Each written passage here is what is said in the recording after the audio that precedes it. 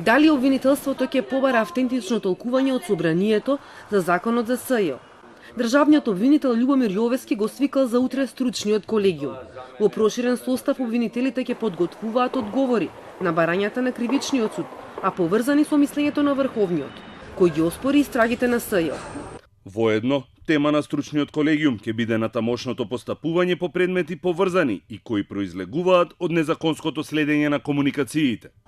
Председателот на Врховниот суд Јово Вангеловски пак смета дека нема потреба од автентично толкување, бидејќи законот бил јасен, на СЈО му истекол рокот од 18 месеци. Ги отфрла критиките дека се меша во работата на собранието, вели дека ваквото мислење било за да спречат несогледливи штетни последици.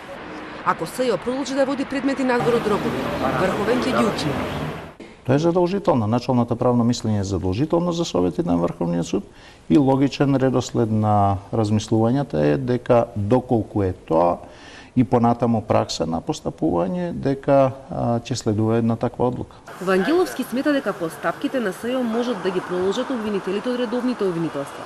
Сепак најави дека планира да ја продолжи општата седница за бомбите, што ја отвори уште пред 2 години, но тогаш врховните суди не донесоа мислење. Че имаме и договорено е да имаме и некои правни експерти односно суди на врховни судови од поразвиените демократии, кои што исто така ќе го кажат своето мислење. Може да се случи доколку има таква одлука дека бомбите не се доказ, апсолутно се што работело СЈО, дури и на пресуден предмет веќе да не важи.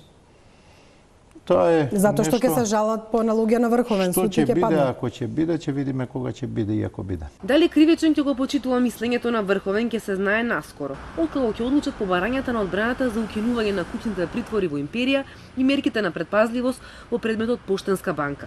Попладне во апелација одлучува и за куќниот притвор на бизнисменот Орце Камчев, но како дел од редовната жалба на притворот.